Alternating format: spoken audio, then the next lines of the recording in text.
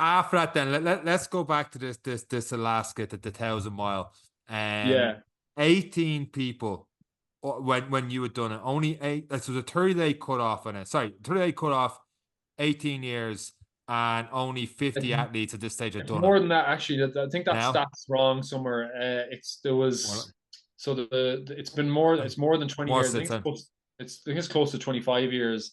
And there's been I was the 27th athlete on foot to complete it. Oh, Uh, okay.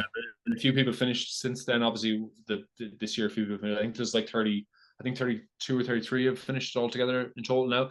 So yeah, like it's some years nobody finishes because the sea ice breaks up when you're crossing Norton Bay Sound, and just the weather's really bad and the trail gets blown out.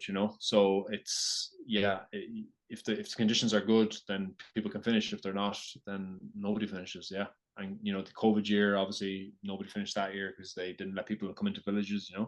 Yeah. So it's yeah. So you're at the starting line, which is I don't even know what a starting line that would look like, and you're thinking the next 30 days ahead. Like, is it just one day at a time? Whatever happens, happens because so many extremes. Like you're going now. This stat could be wrong as well. Like up to minus 40 degrees Celsius at times. Is it just like sometimes Mother Nature might just get in the way and this won't happen, or is it what's your approach to something like that? Yeah, like the longest I'd done before that was 17 days across Lake Baikal in Siberia. So I did that solo expedition across Lake Baikal, and then that was more expedition style than race. Whereas this one was obviously 24 days, but before that I'd only done a kind of week, which is like a 300-mile distance, which takes about a week.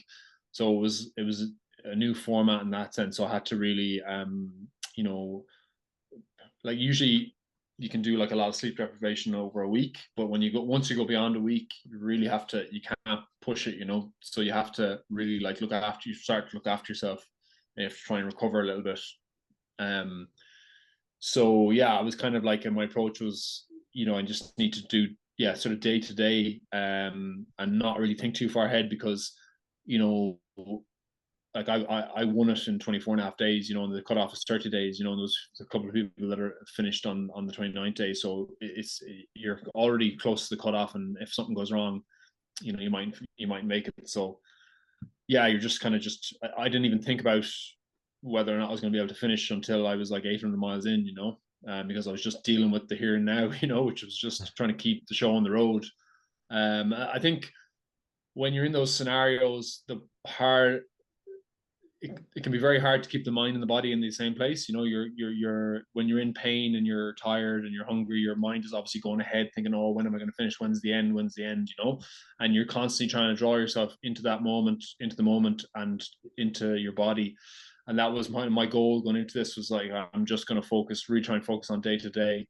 And not be constantly wanting the end to come, because it was a bit like that in the Atlantic, and all of a sudden the time had passed and the whole thing was over. Even though at the time it seemed really long. So my mindset changed a little bit over the years in terms of the adventures, and I kind of want to be more in the day or in the moment, not so much enjoying it, but just like kind of not, as I said, keeping the mind and the body in the same place.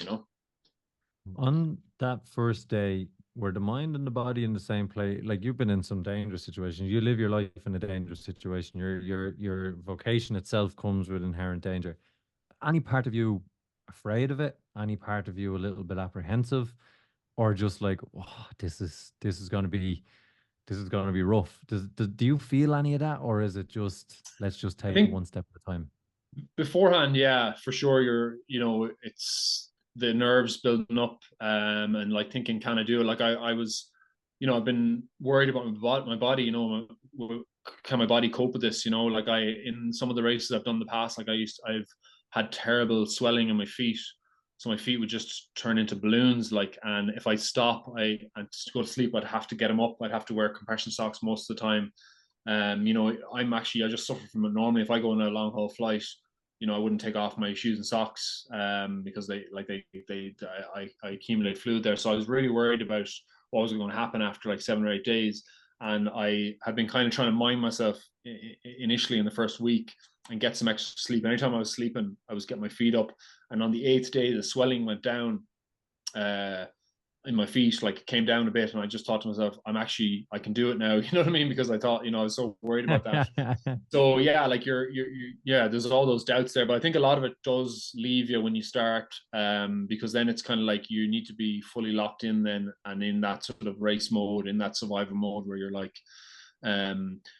making good decisions about what you need to do. And like the interesting thing about the Iditarod thing is that it's the reason why it's an invitational is because there's no mandatory kit, like, so there's no, like, obviously all the ultras, that people do, like, you have to have mandatory kit. Like a lot of these races here in the Alps, they'll check you for kit.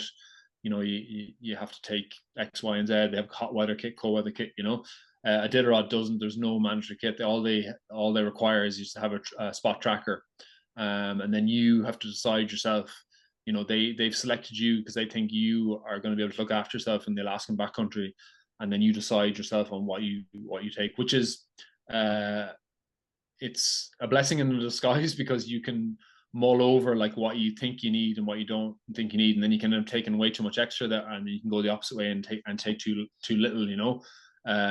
So that's a challenge in itself, but that's kind of what makes the Iditarod trail super attractive in terms of like, you're still getting that race environment. You're getting a challenge in itself, as in just be able to do that distance, and also like it's it's been there for many years, so people can go and sort of like test themselves against like people who've done it before, or like the actual distance, so yeah, it's pretty cool in that sense. This might sound like a very basic question, but I have to ask it because I'm genuinely wondering, and I've done survival training in the military side of things, never anything in the extreme you've done. What is a day like? We can talk about some of your good times and bad times, and we will get into that. But for everyone at home, what kind of kit do you have to carry? How far are you covering in a day? What's your daily routine in a race like this?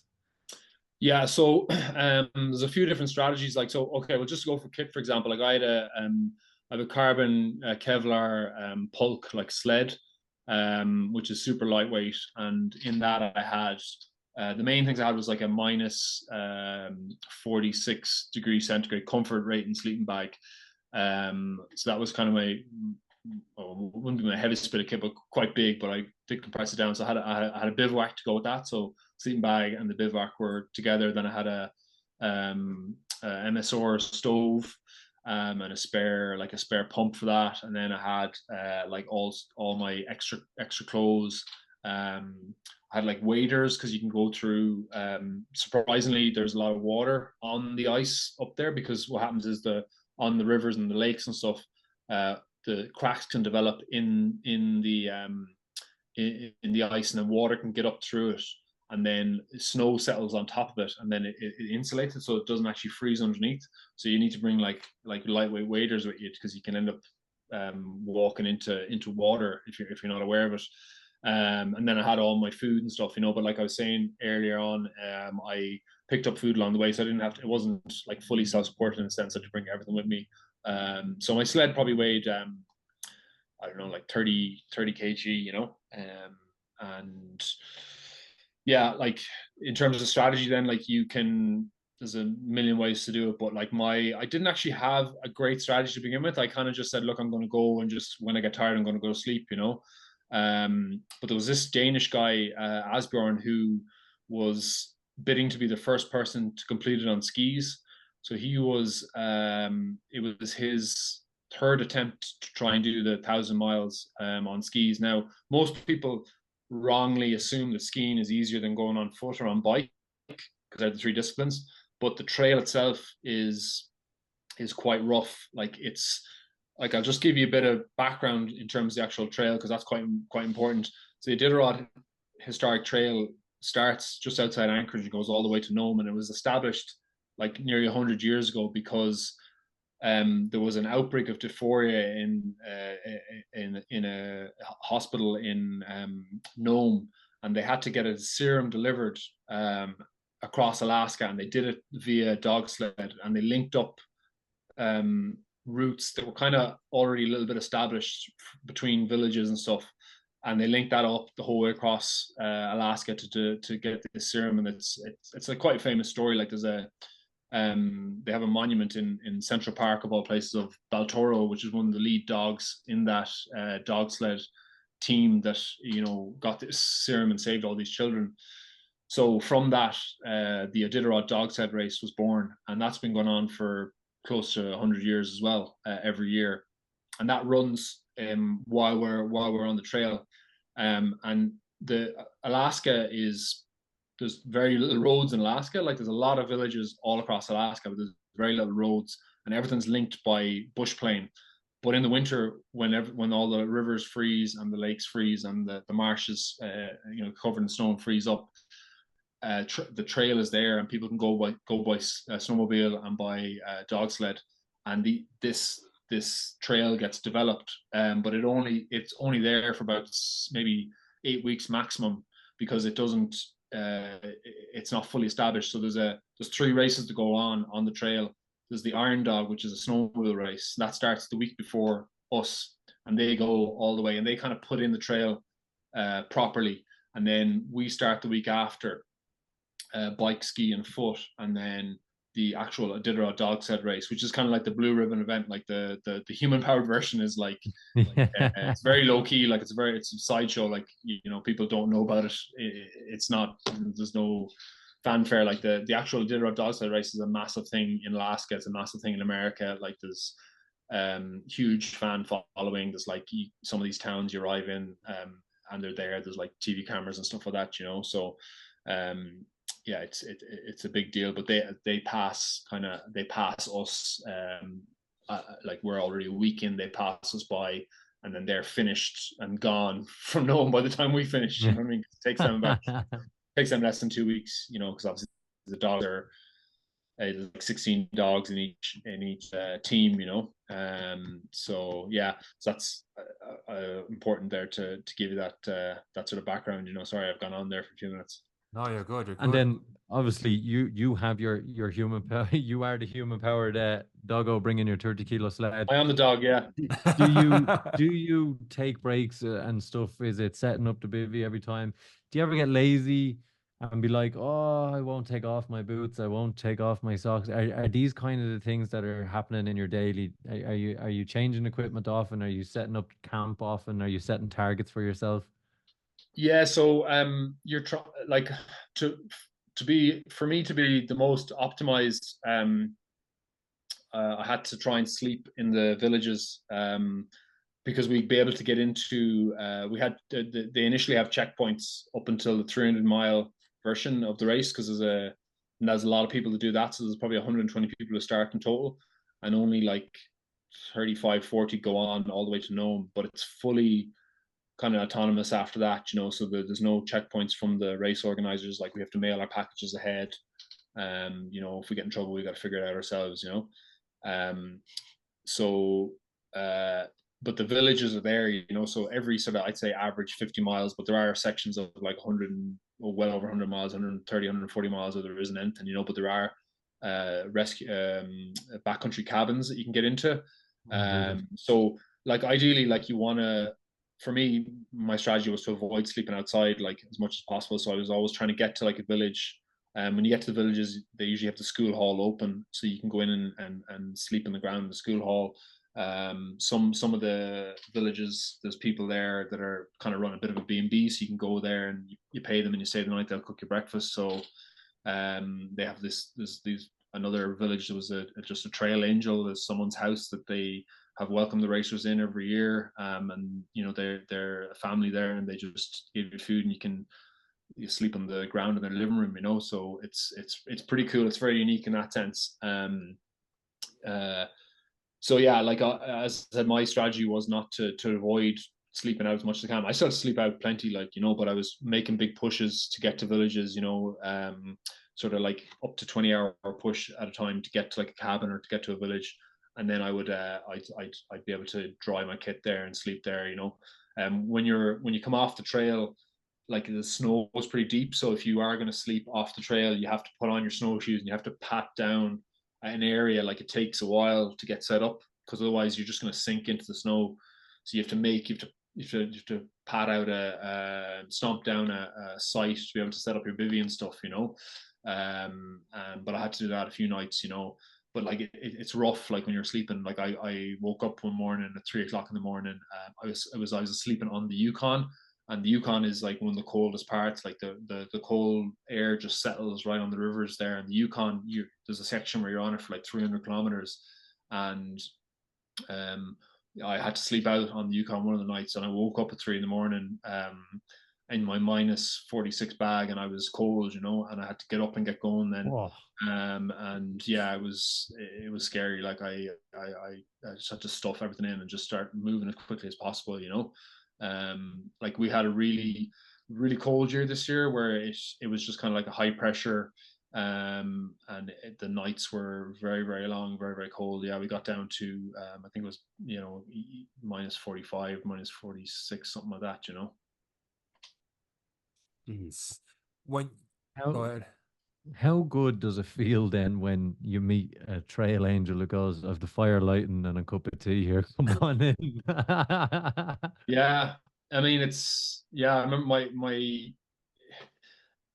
you're making these pushes, you know, to get to like a village, and invariably like you're kind of strung out right towards the end. And then you get to like this village and you're trying to figure out where this person's house is, and like I had a GPS on my phone, and you're just like, oh, get me in here, you know. But like I always had this mindset when I arrived that I was just I'm gonna really enjoy this. Like I'm gonna just because you know, within a few hours you're back out on the trail and you're suffering again, and like you're kind of thinking, God, I didn't really, that went by too quick, you know. So every time the mindset was like, I'm really going to savor this, and that was part of my strategy as well, is that like I knew I wasn't thinking too far ahead. I was thinking, even though like, because when you're coming into like a village, say, and you've just gone a 50-mile push through the night, and you're run ragged, you can't comprehend going any further. But like I always remind myself, well, look, I'm going here now, I'm gonna eat, I'm gonna sleep for a few hours, and then I'm gonna feel better. I know I am, like I'm gonna have that sort of little bit of recovery, and then I'm going to go again, you know. So again, that all comes back to the stuff I was saying before about keeping the mind and the body in the same place. Because when you're in that ragged stage and you start thinking, oh God, I've got 600 miles to go, how am I going to make it? That's when your head can really go, you know. When Were you there get any points? Sorry, Sean, go on. I'll let you have this. No. Were there any points? Go ahead. Were there any points in that early stages, and obviously you're going village to village, that you're just thinking, one, were there any scary points where you had to go, this could be life or death? Or were there any other little scary points where you're thinking, obviously you try and keep your mind and body in the same place, you're thinking, this is a bad idea. What am I doing in Alaska? And the first week was actually hectic because you're involved in the 300-mile race, 350-mile race. So there's a whole bunch of people in that, you know, on ski, bike, and foot. And then I just kind of ended up in a bit of a race with two of the other guys that were doing the 1,000-mile. And one of them ended up dropping out through injury. And we were just kind of going head to head a little bit. And then there was another guy who was sort of, he just seemed to be kind of racing to try and keep up with me. I just was naturally moving a bit faster, but he was arriving at checkpoints, like, and I was already asleep. And he was telling, I think I heard him, one of the volunteers said, "Oh, that guy there said, can you, if when he sees me moving, to wake him, like, you know." So he kind of came after me, you know, sort of like kind of charging out of the checkpoint after me, like, you know, to try and keep up with me. And then, but he just kind of kept coming. And there was a point after the 300-mile section where he passed me, and then I kind of passed him while he was sleeping on the trail. And then, like, you know, I just kind of felt like he was kind of pushing the pace, and I was trying not to get sucked into a race. I was just, you know, trying to remind myself that, like, it's a long way to go, and I don't know, like, if he goes ahead, that's fine, because I was in the lead at that point. But I kind of was just, I kind of knew, I kind of could see what he was doing. He was being a little bit reckless in terms of like looking after himself. He wasn't really doing the, you know, what I thought was the important stuff when I saw him at checkpoints and stuff like that. So he ended up dropping back eventually, and I did get a decent lead, you know. But like, yeah, there was all that sort of craziness, you know, with that, because obviously the race side of it is that, you know. And then I spoke about this guy Asbjorn who was trying to ski it. We we were both there in 2020 when he was trying to ski it for the first time, and then he failed it. And he was actually the first person to ski the full 1,000 miles and under the cutoff this year, which is crazy. Like it was like, you know, so that was a huge thing. But I ended up being with him a lot on the trail. And he asked me what my strategy was early on. And I said, look, I don't really have one. I said, what's your strategy? He said, well, I'm going to push really hard during the day and rest as much as I can at night. And I thought, like, that sounds like pretty good strategy. And then it just happened that we ended up being at a lot of checkpoints together. And I think about a couple of 100 miles in, there was one lodge that we got to, which is like a hunting and fishing lodge during the summer. And they have like cabins that you can rent, you know, and like it was expensive. It was a few $100s each, you know. But you get a breakfast and a dinner if you're there, and otherwise you're staying kind of in this walled tent with everyone else, you know.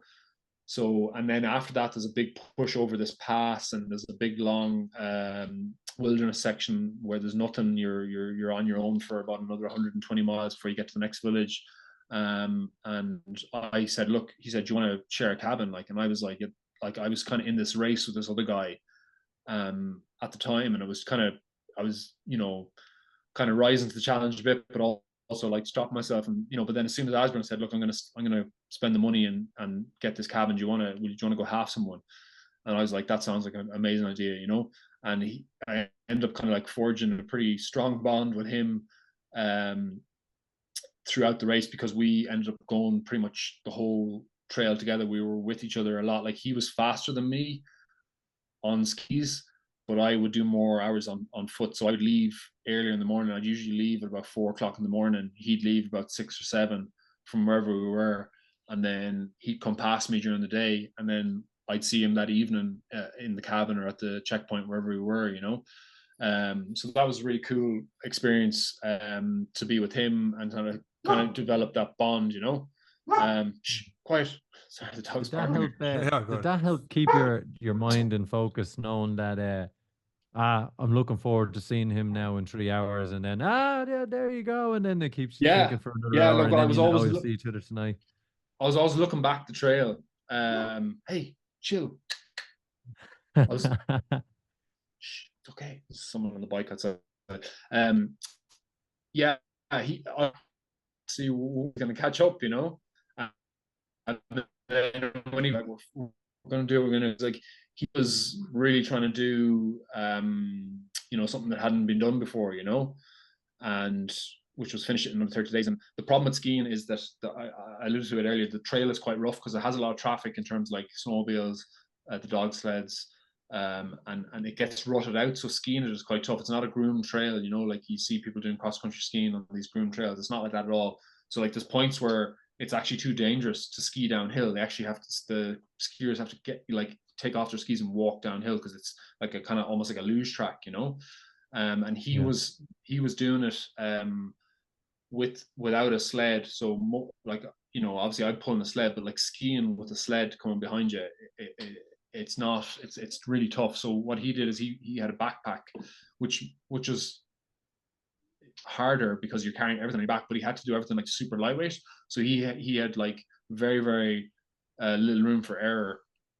And yeah, so what happened to him is it was his third attempt, but 2 years ago he got before that he'd gotten to 800 miles, and he got a little bit further, but the second attempt he lost, got frostbite in his hand, and ended up losing his half of his index finger. So he was back to do it with you know, half of his index finger. Like, people were like, he was crazy, 50 grams lighter. There you go, exactly.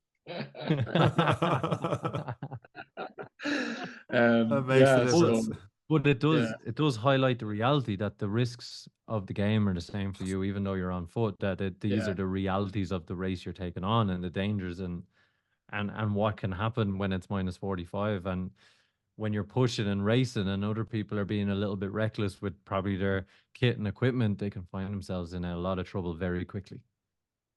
Yeah, I mean, it's happened to a lot of people. There's been like when the race starts, it's just outside Anchorage, and it's during the day. It's like starts at 2 p.m.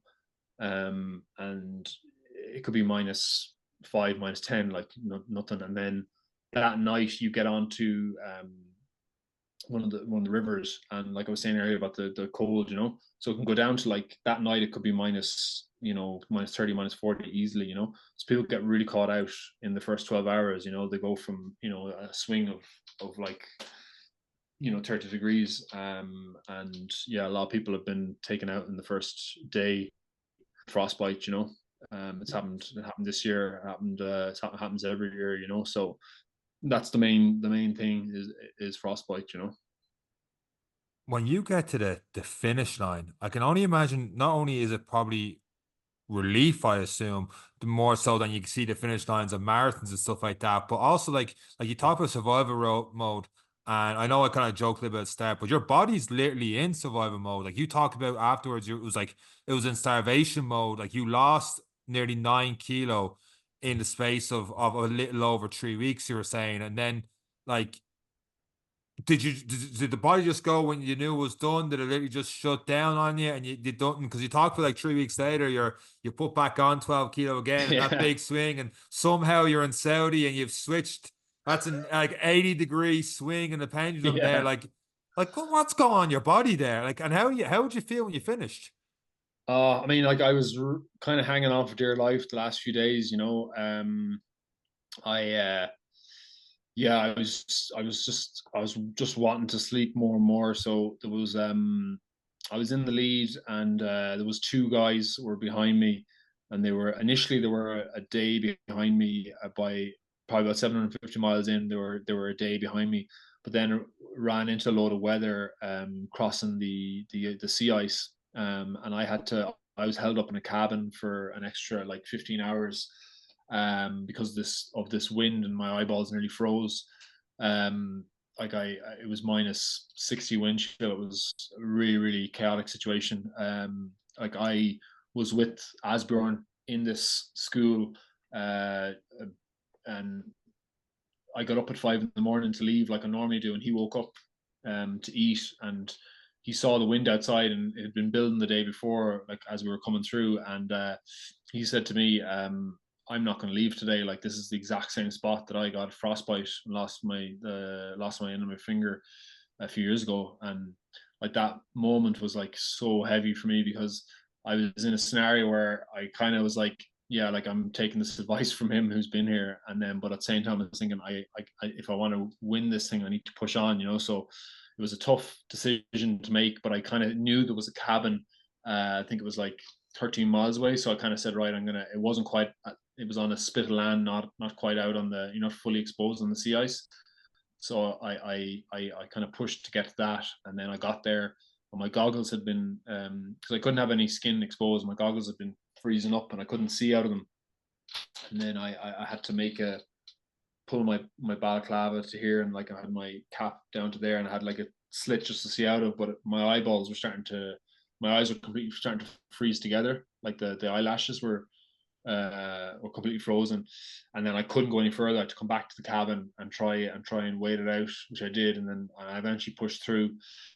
And then after that, I would like the two lads that were behind me. Like one of the guys, his name is Beat. He's a Swiss guy, and it was his sixth finish. Like he's finished the race 6 times, which is mind blowing. Like just to do it once. And the other guy, another Swiss guy, he completed it once before.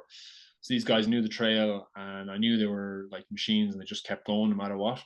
So I lost time to them, and they were not that far behind me. Like they ended up being like 12 hours behind me by the end. So I was just, like I said, I was just hanging on for dear life at the end, because they were kind of getting more and more consistent, and I was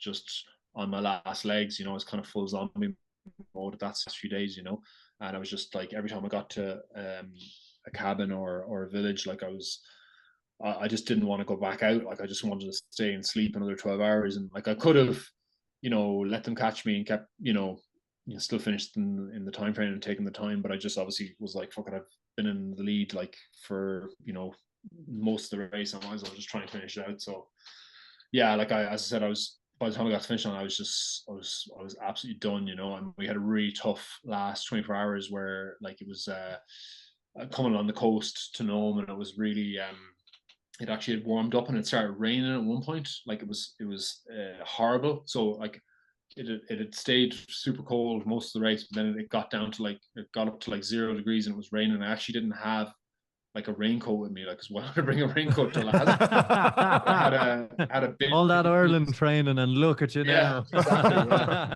I had an industrial bin liner because I might use them as waders. My waders broke, so I put that on like over my stuff and made holes in it, you know. So I'm trucking along here in the last whatever 25-30 k with a, you know, like sideways rain like in the west of Ireland with a bloody bin liner on, just thinking to myself like, God, I can't wait for this to be over, because at that point, you know, everything's soaked through. You know, when I stopped, like there was no way I could have gone to sleep in my bivvy. Everything would have been just drenched. So I just had to keep pushing. I just had to do a massive push to get to the finish line. So it was such relief to finish. You know what I mean? Because like it was just such a stinger at the end. You know, to be kind of kicked while you're down almost. You know, but that was Alaska. Like you know, the environment doesn't give a shit. You know about you, and yeah, like I got the full experience out there. You know what I mean? I think is there a Is point it like is it the type of finish line you get to and there's nobody there and you just cross the line and go home, or how do you uh, how do you well, celebrate this kind of achievement, or how do they welcome you in? it was cool because Nome is a decent sized town, and that's where the Iditarod finishes. But like I said, they're already kind of, that's all done and dusted, you know. But they still have this archway in town that they leave up.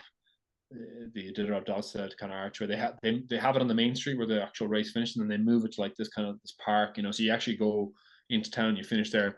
But there was a couple of locals who've been tracking me, and this woman Carol came out to meet me, and she walked me in the last 3K, you know, which was really cool. And she was a local native woman who's into running, and hopefully she was hoping to do it one day.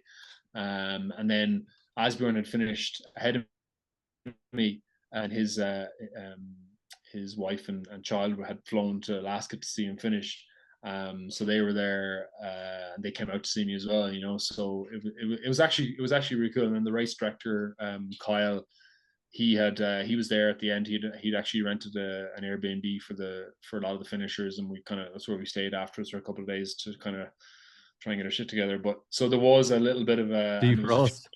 random people who turned up, you know. So I had an Irish flag, and I had zip tied it onto my ski pole, you know.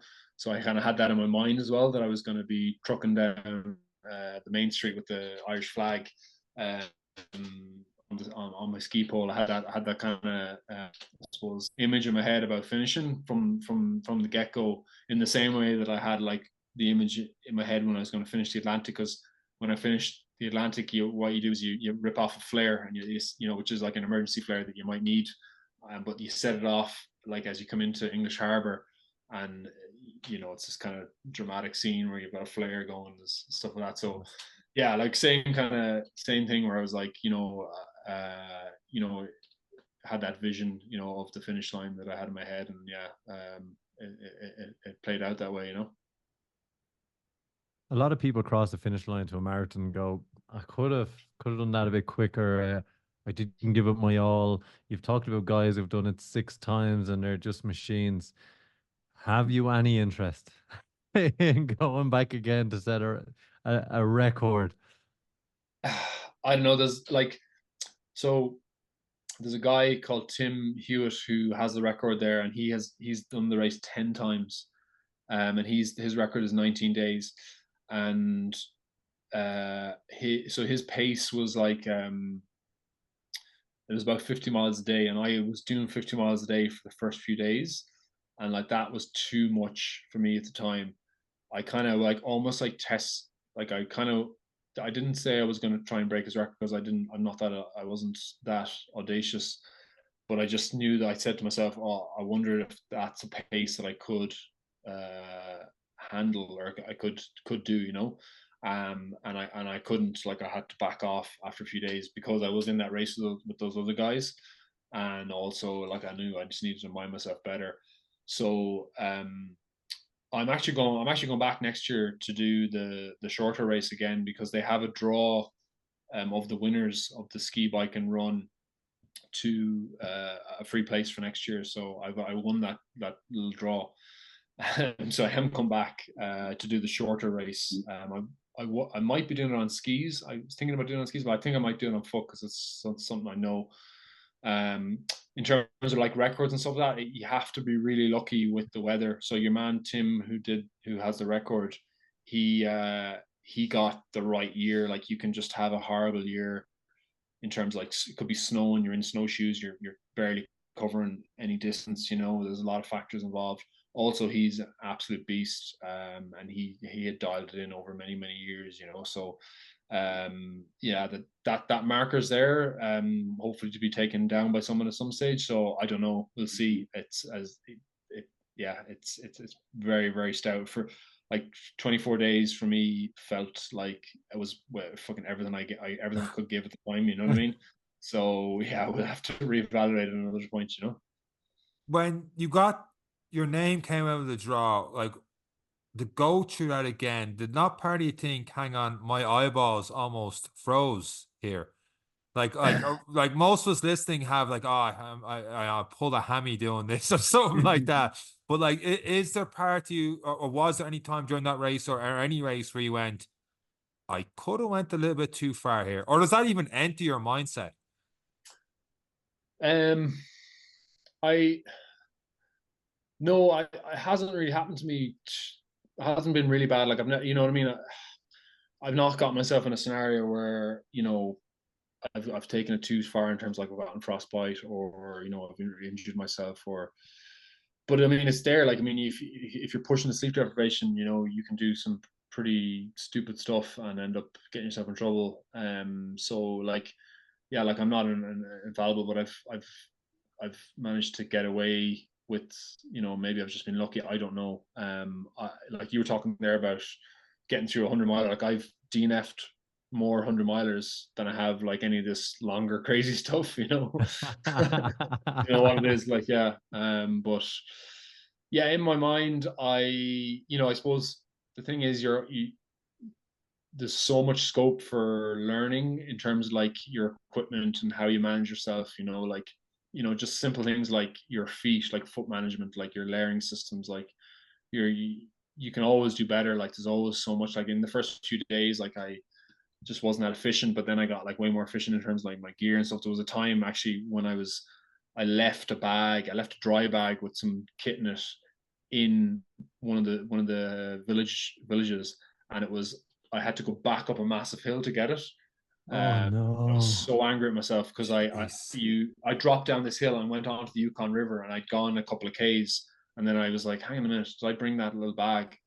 And I looked to my sled and I was like, oh my God, it's not there. So I had to go back up, and I had to unhitch my sled and walk up this massive hill to go back to the little house we were staying in.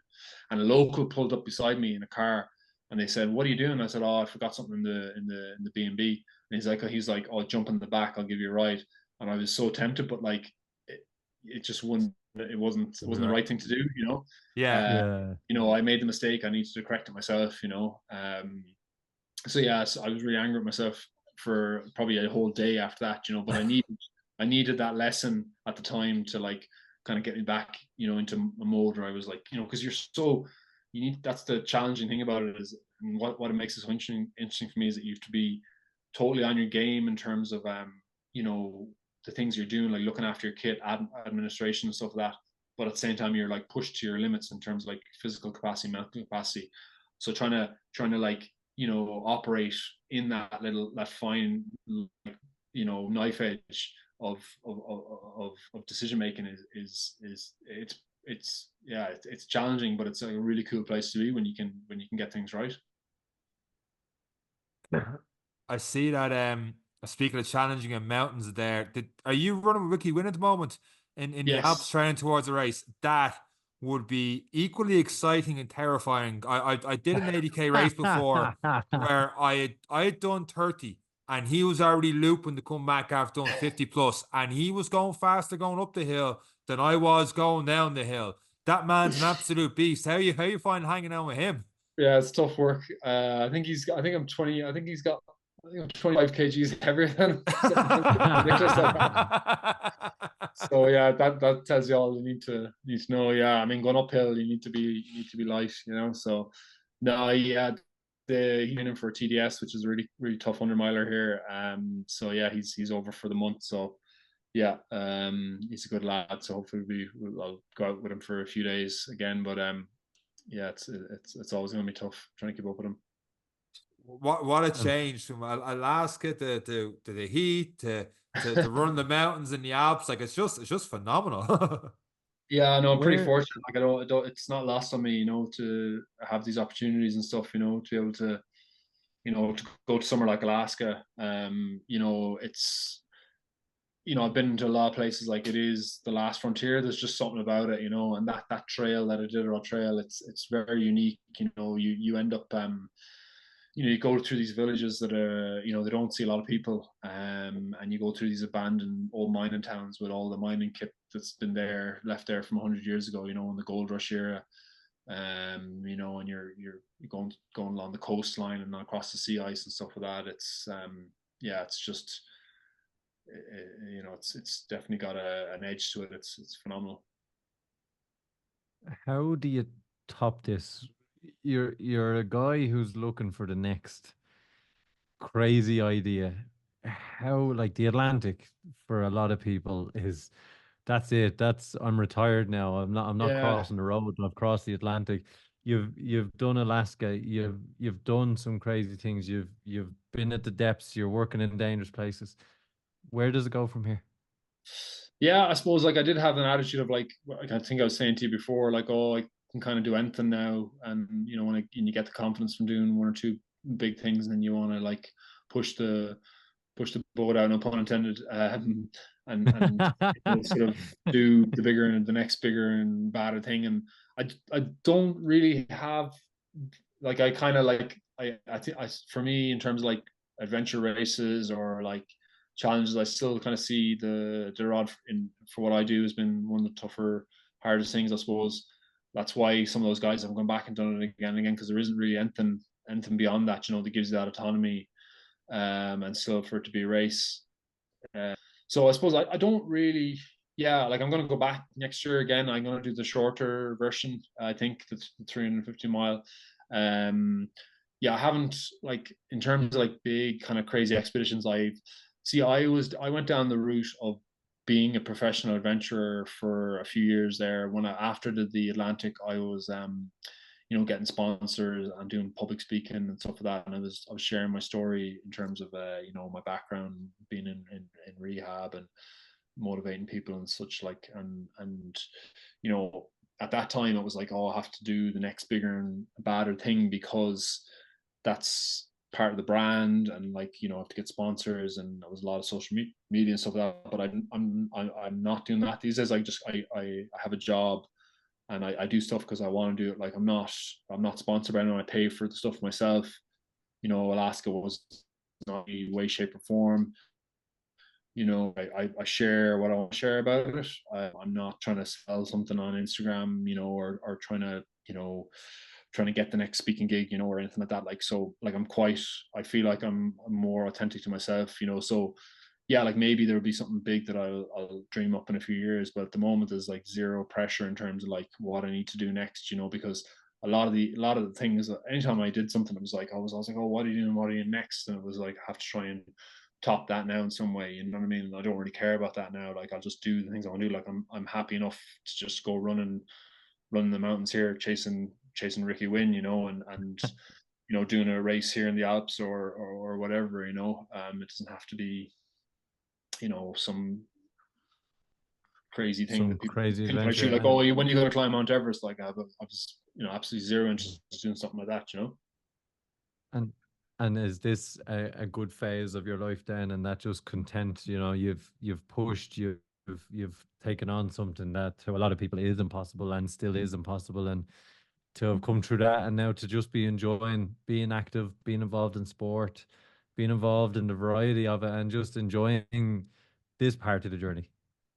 Yeah, like it's, like I was saying before, like where I came from, like, all these challenges are obviously they're important to me personally. Like I like Alaska for me was like a very personal journey. Like I, had quite a few profound personal moments out there. Like, I cried a few times, and I normally wouldn't do that, because of the kind of environment I live in, and that's what it is day to day for us. So it was almost like a bit of a therapy in one sense, because you kind of become so stripped back in terms of like you just run ragged out there, and all the kind of like bravado slips away, like like you're not going out there to smash it. You're just like you're trying to survive, you're just trying to get through day by day, and like just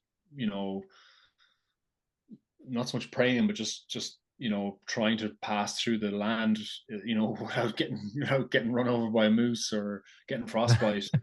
So yeah, like it's and you do feel quite small, insignificant, and yeah, like so it is just it became more than just say, oh, the challenge where I was the 27 finisher. Like it's so much more than that. Like it has to have more substance to it, or else you're just not going to complete it. Like, because there has to be a deeper why, and like that's the fascination with Alaska, the sort of romanticism of adventure, the sort of like the delving into yourself out there. Like you spend so much time thinking about everything and anything that like you can't really escape it. And that's what it was like in the Atlantic. Like you're gonna face yourself and figure things out, like whether you like it or not. Like memories are gonna come up, like, and you're gonna think about your family and you're thinking about your friends and stuff that went on in the past, and it's all gonna come up, like, and you're gonna have to, you end up working through it, because you're just day in day out. Like you're not looking at your phone, you're not caught up in day-to-day life, so it's amazing. Like I kind of like, I wish people could experience it, and yeah, maybe they don't have to do as an extreme thing, a long hike, where they spend, a few days walking around Mont Blanc here, or some sort of challenge for themselves. I think it's kind of like felt like a kind of rite of passage in one sense for me.